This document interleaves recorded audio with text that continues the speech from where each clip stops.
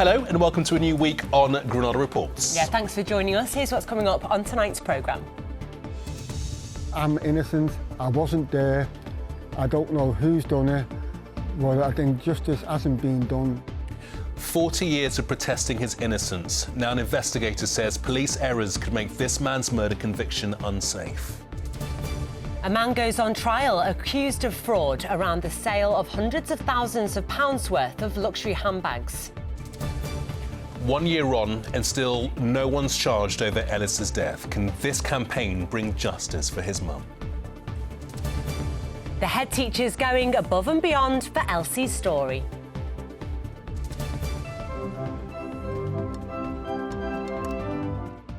At nearly 90, the organist still pulling out all the stops after decades at the keys.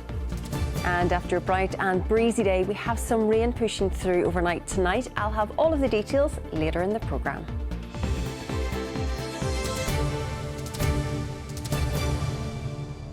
Well, first tonight, we start with a question. Should a convicted murderer who's been fighting to clear his name for more than 40 years finally be believed? Ray Gilbert spent 36 of those years in jail for a crime he says he didn't commit. The murder of John Suffield at a Liverpool bookmaker's in the early 80s sent shockwaves through the city. Mr Gilbert initially admitted the crime but says he was coerced and threatened into confessing. His co-accused has since had his conviction quashed. Now, an independent investigator is claiming police made early errors which could make the conviction unsafe. Well, I've been to speak to Ray and to the team who are hoping to get his case to the Court of Appeal. I'm innocent, I wasn't there, I don't know who's done it, but I think justice hasn't been done for the victim's family or myself. Ray Gilbert was 22 years old when he was convicted of murdering John Suffield, a bookmaker in Liverpool.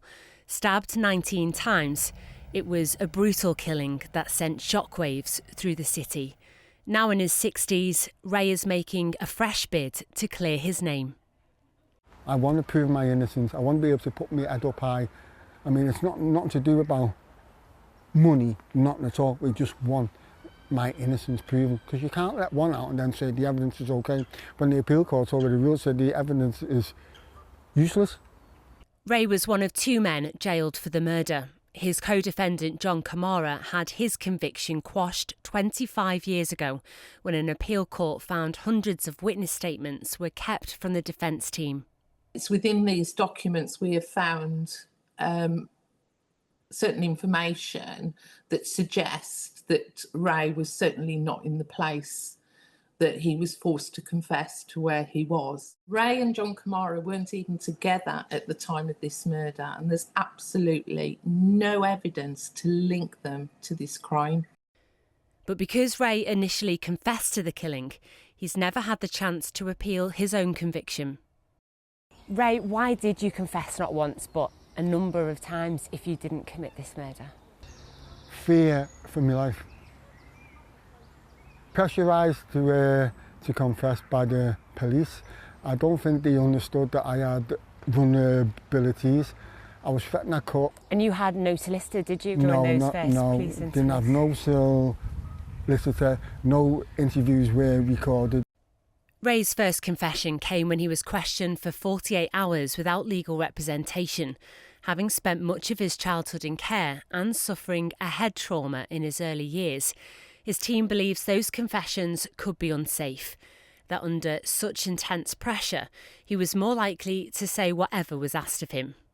In my view, he was potentially vulnerable. I think the police may have been aware that he was vulnerable, and he's ended up confessing to a crime that I don't think he did, because I don't think the details in the confession, they do not match what I'm seeing at the crime scene.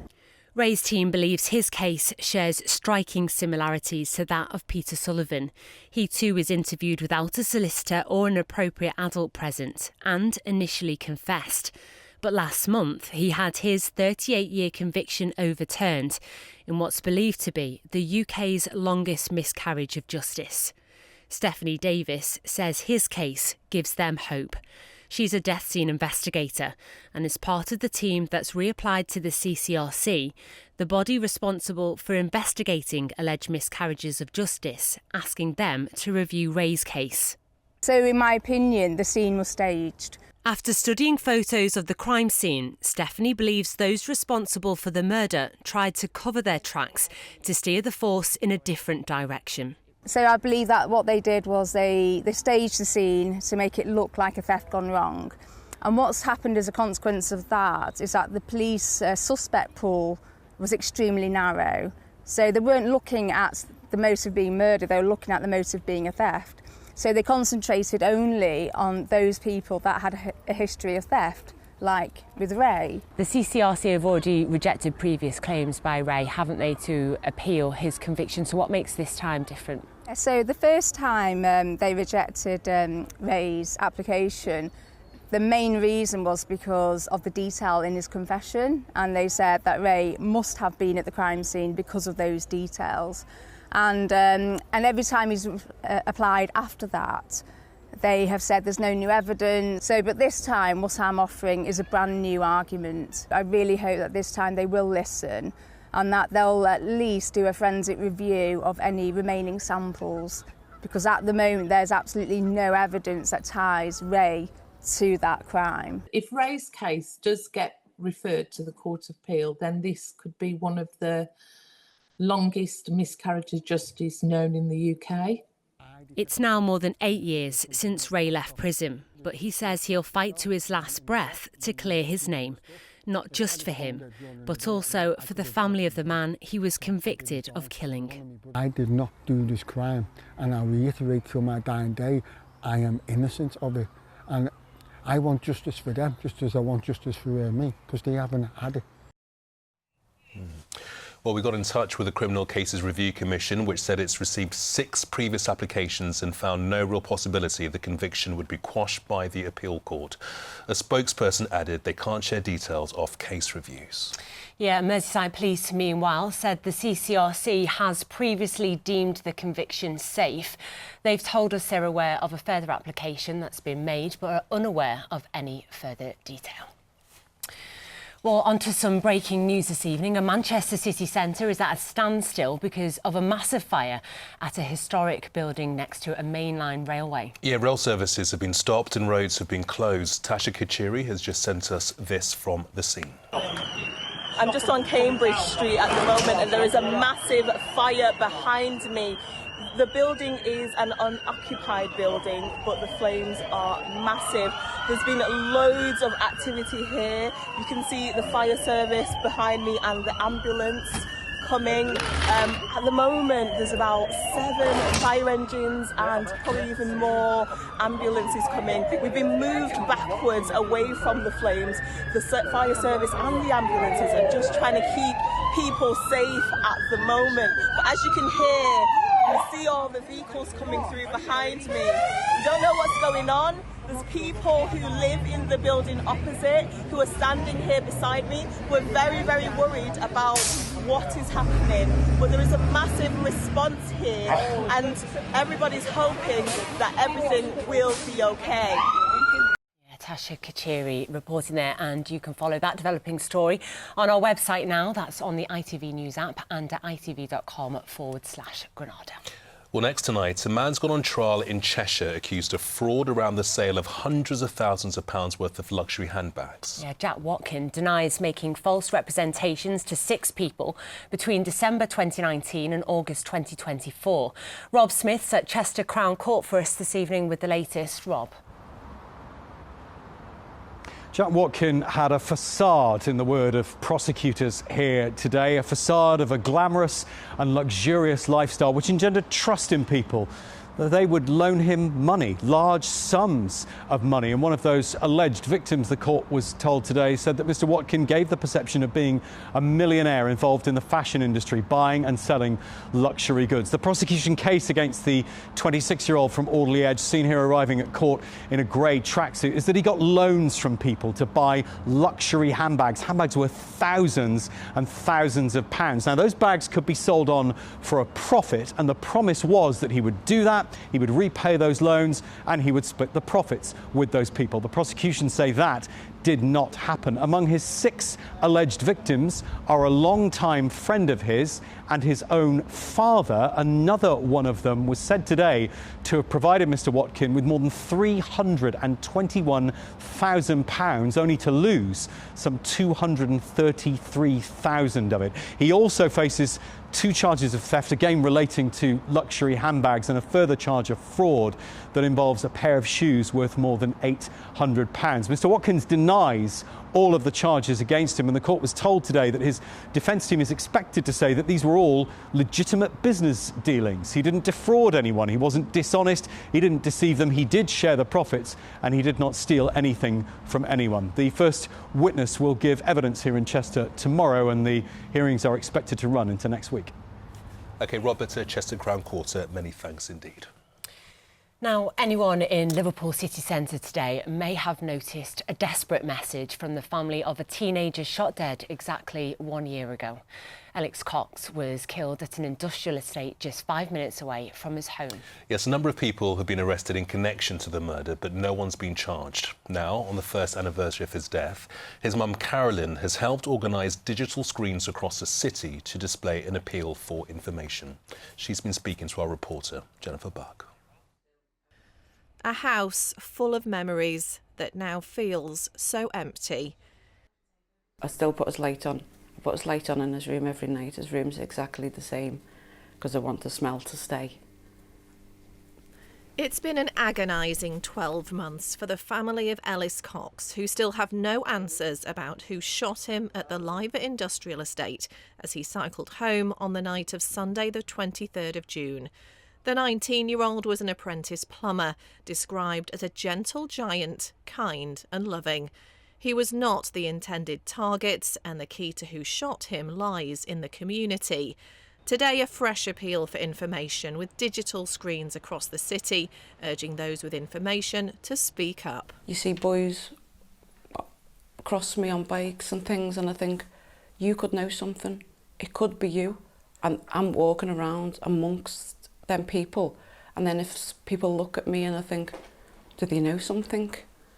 Do they know when they see me, if they see me, do they know I'm Ellis's mum and they know something? So I just think, search your conscience and help us. Ellis Cox was just 5 minutes away from home when he was shot. He was trying to get away and cycle back along this loop line which comes out just across the road from his house. Now, police believe that his attackers also used this loop line to escape, and 1 year on they still need that vital piece of information to track them down. 3 shots were fired at Ellis. So although there's 3 or 4 people there, there's only one person who's fired that firearm. So I'll be looking for the other 2 people or 3 people to come forward. We will use everything in our powers to protect these individuals, to seek to protect their identity. It's hoped these billboards will jog the memory and prick the conscience of those with information. Later, Liverpool landmarks will light up in orange, Ellis's favourite colour. For his family and friends, it's a beacon to continue the fight for justice. Jennifer Buck, ITV News in Liverpool.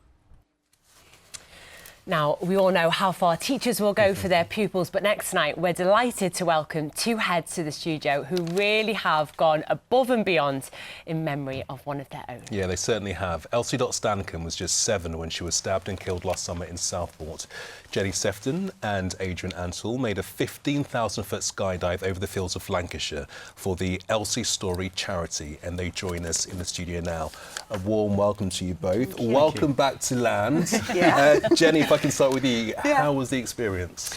It was just incredible. It was I think it was the best experience of my life. It was just takes your breath away. And yeah, the actual drop, I think, when you first go out and you're free falling, is just the best time. Were you terrified? No, I was almost worried. I wasn't worried half the time that I was in there.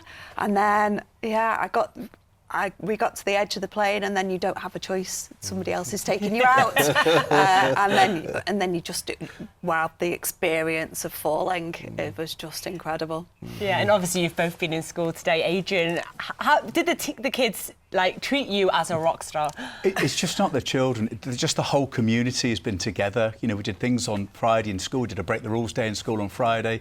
Some of our staff did a colour run on Saturday in Southport for Elsie's story, you know, all for the charity. But this morning, Assembly was amazing because actually it didn't take a lot of preparation because I just put the film on and the children were mesmerised as they watched me fly through the sky with hair sticking up in the air and very strange looks on my face. But it's just an incredible experience to talk through, and we can challenge children to beat their fears and go and do something brave every single day. The pictures on our screens are incredible.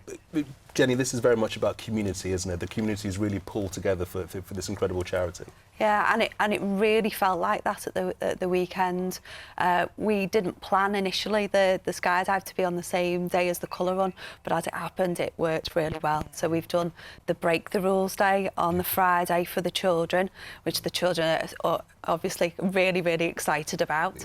Yeah. And then on the Saturday, Adrian and I headed up to near Lancaster, and a lot of our families and staff also did the colour run, as well as supporting us as well up in Lancaster as well. Yeah, and obviously it's so great that you can do things as a community. How are the children doing? Because I guess it must be so difficult for them to wrap their heads around what's happened. Just every day's different, and I think when something as terrible happens as clearly happened, you have to try and find the positives where you can. And, you know, raising the money's been amazing, and we're delighted to have smashed our target, and would love to get even more for Elsie's story. But it's been more than that. It's been doing something positive to bring the community together, but then also just to make sure Elsie's name is remembered positively. That has been our driving ambition probably all the way through this. Yeah, and you've raised an incredible amount of money, haven't you? You're hoping to smash £20,000 after an appearance on Granada Reports. Jenny and Adrian, thank you so much for your time. Thank you. Thank you. You're watching Granada Reports, still to come this Monday evening. At nearly 90, the organist who's still pulling out all the stops for audiences. And it felt a lot fresher today, but we have a mild and muggy night on the way with some rain. I'll have all of the details coming up shortly. And here's what's to come on the ITV Evening News with Charlene. Coming up on the evening news, a national investigation is launched into systemic failures in maternity services in England. The Health Secretary apologises on behalf of the NHS to the families of children let down by poor care. As missiles rain down in Iran, the war of words continues, with President Trump's team denying the aim is regime change. And weight loss at your GP surgery. We'll explain how it's become easier for some to get help losing weight. So join us for those stories and more from 6:30. Right, time now for sport. And Manchester City cruised to victory in the USA, Mike. Yeah, that's right. It's 2 wins from 2 games at the FIFA Club World Cup. Today's 6-0 result against Al Ain of the United Arab Emirates sees Pep Guardiola's side safely through to the last 16 of the competition. Ilkay Gundogan scored just 3 goals all season for City, but added 2 more in this comfortable victory against the 2024 Asian Champions League winners. City face Juventus in their final group match on Thursday, where another win should provide a more favourable tie in the knockout stage. To yet another Northwest sportsman who's a superstar in the USA, Tom Aspinall is the new undisputed UFC heavyweight champion. Tom, who's from Atherton in Greater Manchester, was already the interim champ, but he's been upgraded following the retirement of American John Jones over the weekend. He's expected to be back in action in the summer. Next to the continuing feel-good factor in Oldham. Just a few weeks ago, the town's football club won promotion back into the Football League. Well, today, the club and council came together for the ceremonial groundbreaking on a new development at Boundary Park. The £70 million sports town aims to transform the area around the stadium into a sporting centre of excellence, as well as providing new education and health facilities in Oldham.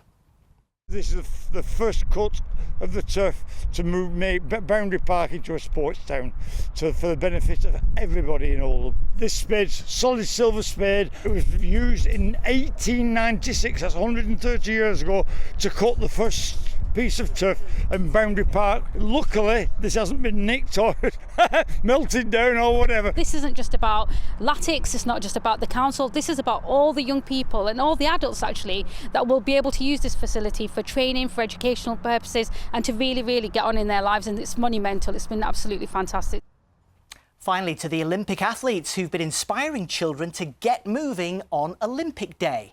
Less than half the UK's children reach the recommended level of daily activity. So Manchester long jumper Abigail Irozuru joined Olympic champion gymnast Max Whitlock at St Mary's School in Swinton for their daily mile run, and to give one of their teachers an assembly he won't forget in a hurry.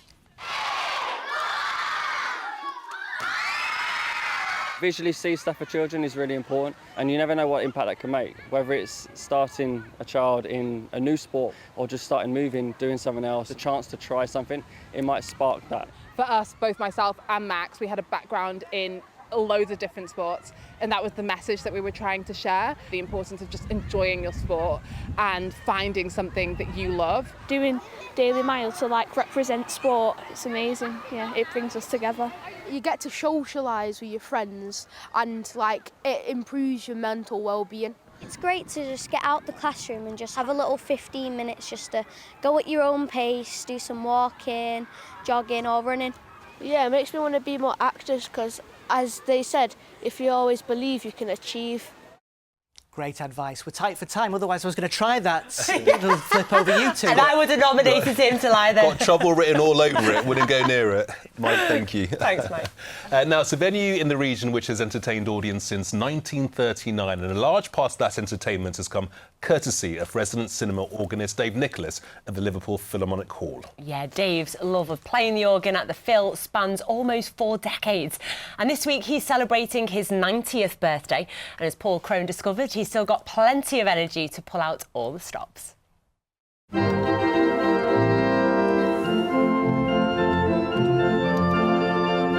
Music maestro Dave Nicholas may never headline Glastonbury's Pyramid stage, but how many modern-day performers can play 2 different songs at the same time?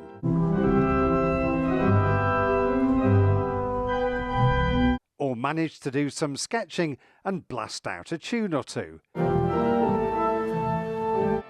Dave, who's 89, has been the resident cinema organist at the Liverpool Philharmonic Hall for 36 years, but in his youth he wanted a very different career. As a childhood dream to be an air raid warden, and that was blacked out, and then tried to be a doctor and I had the patience, so I ended up being a manual worker, you see, so there we are.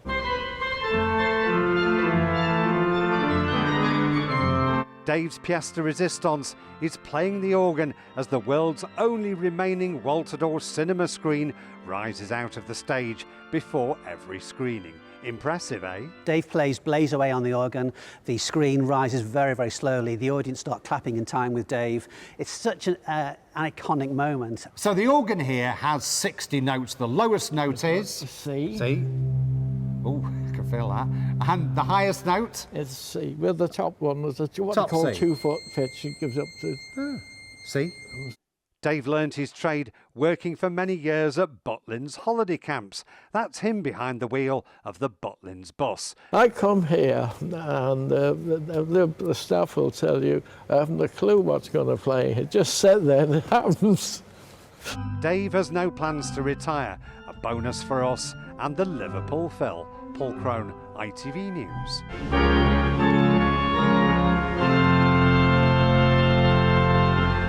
Many happy returns, Dave. Yeah, Louise has the forecast. Why do I need a shower? I've been out in the rain. The faster you go, the sooner you'll be out. You'll save water too. United Utilities sponsors ITV Granada weather. Hello there, good evening. It was a mixed day, patchy cloud and some bright and sunny spells in places. Fairly breezy too, especially around the coast and over the tops of the Pennines. We can expect some rain to push through overnight tonight, becoming heavy through rush hour tomorrow, but it should clear through relatively quickly. We have a few breezy days on the way, but feeling humid as we head towards the end of the week as temperatures start to rise once again. We had a brief ridge of high pressure keeping things largely settled today. We have a weak cold front sinking southeastwards through tomorrow, bringing some rain at times, but it should start to become drier and brighter into the afternoon tomorrow. Rather changeable though through the rest of this week. A few late spells of sunshine this evening. Patchy cloud will start to thicken, pushing in from the west ahead of that rain moving through the early hours. As we head towards dawn and into the start of rush hour, it will become quite heavy at times, but it pass through relatively quickly. A very mild and muggy night, temperatures holding up between 14 and 16 degrees Celsius. So a damp start tomorrow morning. That rain should clear through quite quickly. A few brighter breaks developing into the afternoon. It's another breezy day, winds gusting at 35 miles per hour. But staying on the mild side, mild and muggy, temperatures reaching highs of 20 or 21 degrees Celsius. Looking ahead to Wednesday, it gets off to a cloudy start, but it should lift and break with brighter breaks developing as we move into the afternoon. Temperatures staying once again ever so slightly above average, highs of 20 or 21 degrees Celsius. So looking ahead, brightening up through Wednesday afternoon, further brighter breaks on Thursday, highs of 21 degrees Celsius. Starting to feel warmer as we head through Friday, but there is a chance of a few scattered showers at times with some mild nights in the forecast too. Pollen is next. United Utilities sponsors ITV Granada weather.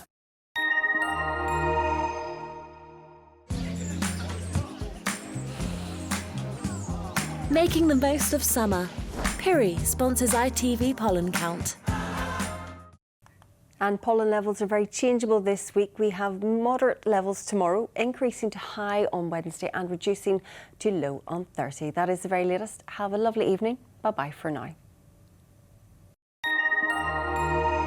And just a reminder of our breaking news tonight, and trains are at a standstill in Manchester city centre as firefighters tackle a blaze at a landmark building.